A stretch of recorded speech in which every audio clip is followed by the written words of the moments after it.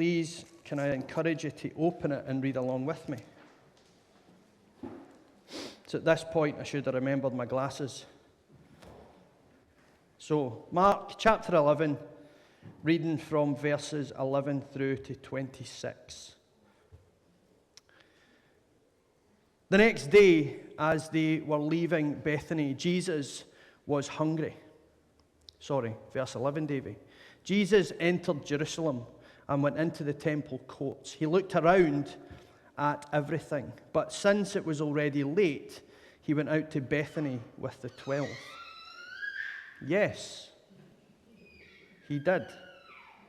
The next day, as they were leaving Bethany, Jesus was hungry. Seeing in the distance a fig tree in leaf, he went out to find out if it had any fruit. When he reached it, he found nothing but leaves, but it was not the season for figs. Then he said to the tree, "May no one ever eat fruit from you again." And his disciples heard him say it. On reaching Jerusalem, Jesus entered the temple courts and began driving out those who were buying and selling there. He overturned the tables of the money changers and the benches of those selling doves. And he would not allow anyone to carry merchandise through the temple courts. And he taught them, saying, Is it not written, 'My house will be called a house of prayer for all nations'? But you have made it into a den of robbers." The chief priests and the teachers of the law heard this and began looking for a way to kill him. For they feared him because the whole crowd was amazed at his teaching. And when evening came and his disciples went out of the city, in the morning, as they went along, they saw the fig tree withered from its roots. Peter remembered and said to Jesus, "Rabbi, look, the fig tree you cursed has withered." "Have faith in God," Jesus answered. "Truly I tell you, if you say to this mountain, 'Go, throw yourself into the sea,' and do not doubt in your hearts, but believe that what you have said will happen, it will be done for you. Therefore I tell you, whatever you ask for in prayer, believe that you have received it, and it will be yours. And when you stand praying, if you hold anything against anyone, forgive them, so that your Father in heaven may forgive your sins." So, if I was Stuart, and if I was inclined enough to put a title for today's sermon, I would have called it "The Barren Temple and the Withered Tree." So when I sat down at first earlier in the week to look at this passage, it's a bit clunky. Like, I'm not quite sure how it all fits together. And I started panicking.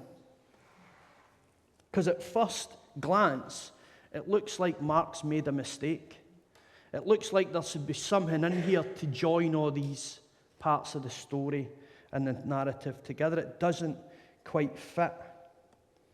And it caused me to ask a number of questions. Why would Jesus curse a fig tree for not having any fruit? Especially considering that it says that it's not the season for figs. And why immediately do we go for this narrative straight into the temple, where Jesus begins to overturn tables, completely out of character for the person of Jesus and all that he's been teaching to this point? And what does any of this have to do with faith and with prayer and with mountains being thrown into the sea? And the answer to all of these, as I kind of journeyed my way through this passage this week, is that Mark wants us to see more than a tree. He wants us to read and understand these passages as prophecy. Mark intends us to read the fig tree and the temple narratives as one big, joined up story. They are one big, seamless narrative. The tree interprets the temple, and the temple interprets the tree.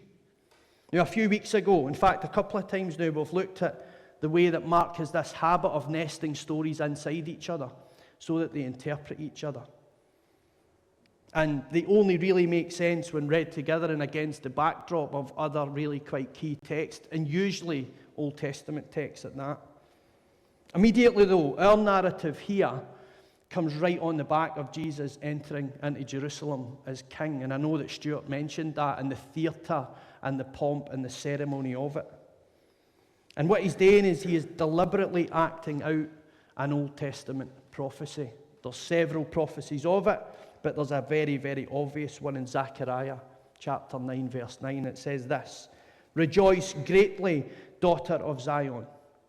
See, your king comes to you, righteous and victorious, lowly and riding on a donkey, on a colt, the foal of a donkey." So Jesus, when he arrives in Jerusalem, he's not just arriving in any old way. He's announcing himself as Israel's promised Messiah, but I think that he's quite possibly doing something even more significant than that.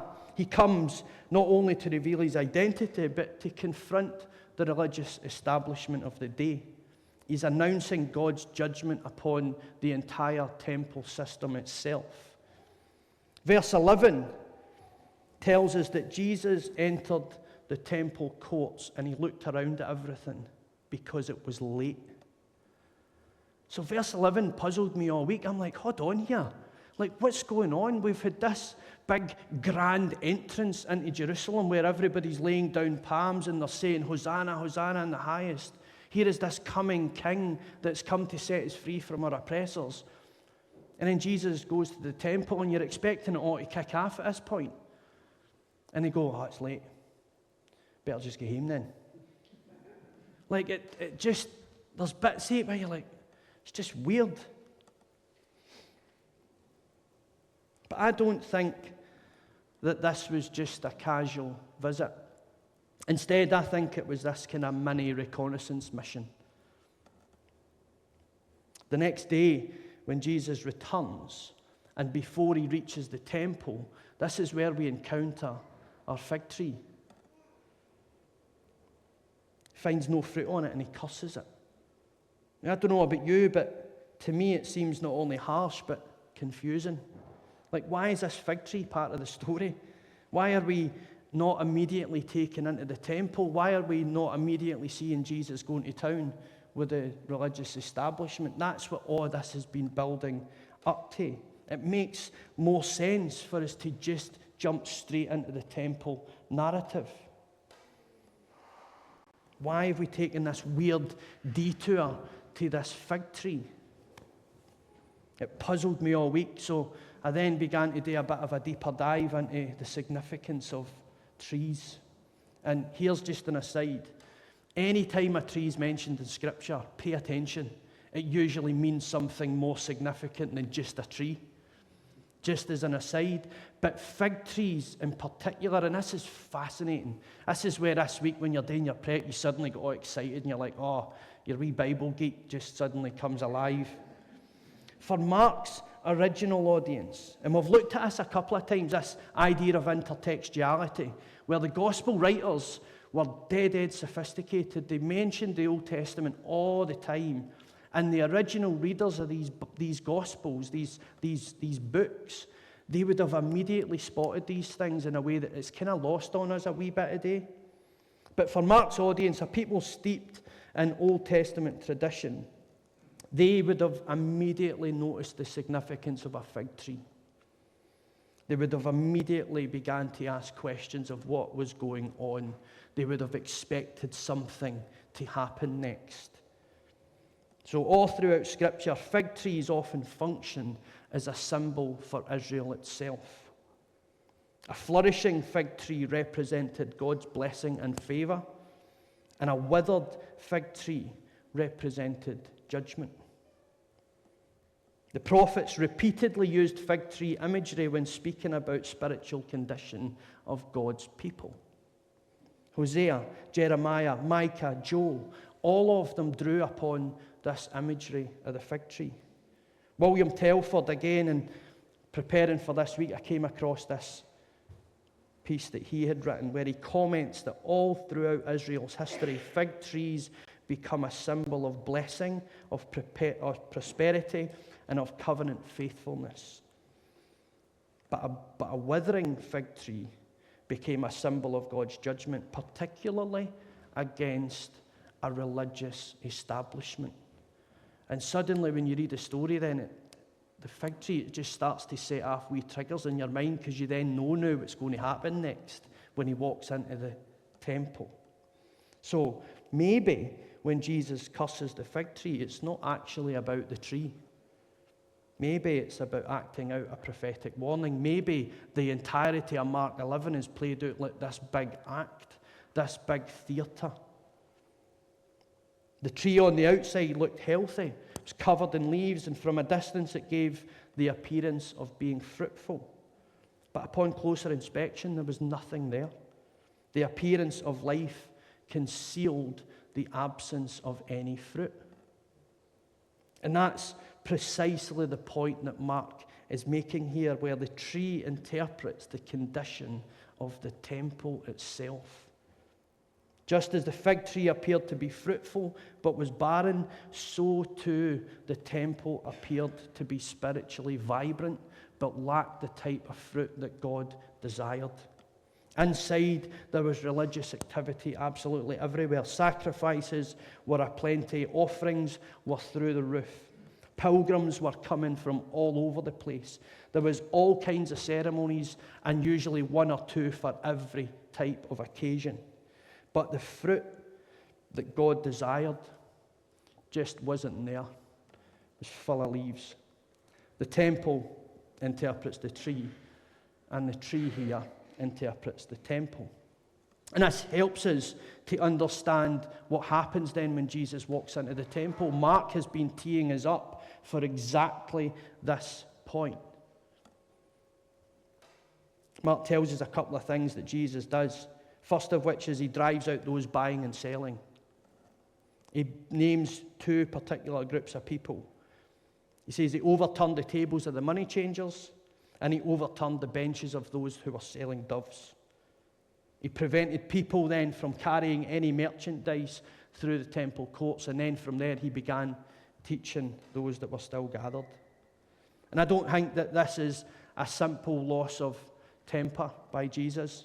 Again, what I think is happening here is theatre. I think Jesus is acting out this damning prophetic indictment on the practices of the temple. And what he's doing in exactly this point is he's pointing his back to Hosea. He's pointing his back to Hosea chapter 9, where it says, I will drive them out of my house. I will no longer love them, and all their rulers are rebellious. Now, it's important for us to notice where the judgment here falls. The judgment doesn't fall on ordinary worshippers. It's not on those who were simply trying to make a living. But instead, the judgment here falls on the religious establishment.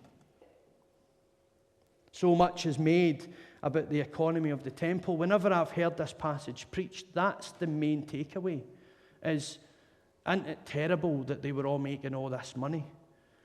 And whilst there's a layer of truth to that, actually there's a whole other layer below that that I think is significantly important in understanding the passage itself. I'm not convinced that Jesus was absolutely enraged at people making money. I know that sounds weird, but hopefully the next few sentences bring a bit of clarity for us all. Many people made their livelihood for the temple economy. The daily operation was an economic institution, and it dominated the entirety of the city's commercial life. It meant employment for a whole myriad of people and families and households. And I can't imagine God being angry at that. I can't imagine God being angry at people earning a living. So what is it particularly that he's angry at? Again, we get a hint at it in the two people groups that he names. The issue wasn't the system. Instead, it's what the system had come to represent. And Jesus focuses his attention on the money changers and those who were selling doves. So again, I then stop at that point. I go on a wee journey to dig into, well, who were these folks? And the money changers represented the economic machinery that was built within the fabric of the temple. They were often operated by the ruling class, who were making significant profits off the tap. And those who were selling doves, they are of particular significance in the narrative here, because doves were the offering of who? The poor. They were again often sold at hugely inflated prices, which meant that it was putting a barrier in the way of the poor actually coming in and entering into worship within the temple system. The poor, the very folk that God had commanded all the way back at the very, very start of his Bible, the Bible narrative, he had called his people to protect those who were poor. And here we see them. We see the religious elites profiting from the poor's pain and from their hardship. And it's this that causes Jesus to just flip the tables. It's this that causes Jesus to act the way he did in the temple court. It's this that causes him to shut down the entire system. Verse 16 says he would not allow anyone to carry any merchandise through the temple courts. A direct challenge to this old order. And it's to them, it's to that old order that he says this: is it not written, my house will be called a house of prayer for all nations, but you all have made it a den of robbers. He's quoting here exactly the words from Isaiah 56. These I will bring to my holy mountain and give them joy in my house of prayer. Their burnt offerings and sacrifices will be accepted at my altar, for my house will be called a house of prayer for all nations. The temple was to be this place of inclusivity and of community, especially to the outsiders. Remember a few weeks ago we looked at that? The way Mark does this thing with those inside and outside, and he's always playing with the language. And in the event that you're still not convinced by any of this, Mark's also doing something else really quite clever here. He's pointing us to Malachi. He's pointing us to Malachi chapter 3. It says this: the Lord whom you seek will suddenly come to his temple. Where is Jesus standing? Standing in the temple. The Lord whom you seek will suddenly come to his temple. It says, I will be a swift witness against those. Who are those? Those who oppress the hireling his wages. Those who oppress the widow and the orphan. Those who oppress and thrust aside the sojourner. Now, I'm not the sharpest tool in the box, so this week I had to sit down and figure out, what's a sojourner? It's a weird word, isn't it? Like, we don't use that anymore, Davy. And if we do, I've never heard it. But I did grow up in Greenock, so. The sojourner. The sojourner are the temporary residents. Is that not a word in season? When you think about the current climate that we live in, God's people and their response to those temporary residents in our land. Goes on, will humans rob God? Yet you are robbing me. You say, how are we robbing you? In your tithes and your offerings. It says, bring the full tithes into the storehouse. Why? So that there may be food in my house. Wow. This is how God intended his people to worship. It was always to be about generosity. It was always to be about hospitality. It was always to be about the inclusion of those temporary residents. Jesus comes to his temple, and what does he find? He finds the very practices that his prophets had been condemning from a long, long time ago. Exploitation, injustice, the neglect of the most vulnerable in the society, the exclusion of those who came from outside. The kingdom, God's kingdom, was to function in a way that was different. And this isn't the first time that God had said this. He had been saying it all along. Show of hands if God has to speak to you more than once before you hear him. We're in good company. So like I said, this week my wee Bible geek was awakened. I'm also writing a paper alongside this, and I referenced this book in the paper that I was writing, and it's amazing. You know, when sometimes you read something and you're just so bowled over by how incredibly good and how incredibly gracious God is, but yet because we live in a world and the way it is and the division that we see, you sometimes are clouded or jaded, maybe is a better word, from just how good God is. So this is Walter Brueggemann writing about the oppression of Pharaoh, right, over his people. And how when God set his people free from these oppressive things, he then built within their society these practices, these mechanisms for looking after and for caring for one another. Listen to this. Debts owed by the poor are to be cancelled after 7 years so that there was no permanent underclass. RBS are in trouble. Remember that you were slaves in the land of Egypt, and the Lord your God redeemed you. Imagine we just all operated just on that premise alone. Imagine we just operated in a world where it was like, do you know what, boss, it's going to be cool. I don't want you to be constantly caught in poverty, so we'll just let that slide. Safe in the knowledge that there's enough to go around. Man alive. No interest is to be charged on loans to members of the community. Telling you, man. Banks have a lot to answer for. Permanent hospitality is to be extended to the runaway slaves. Context. Runaway slaves were criminals.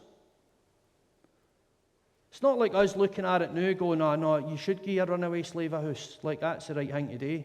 Full of compassion. These people were viewed as criminals. Slavery was part of the currency of the day. Slavery was like an accepted thing. Right? They should have went to jail, and here God's saying, no, make allowance for them. No collateral is to be required on loans made to the poor. Seems like God has this natural proclivity towards the poor here, eh? Amazing, that.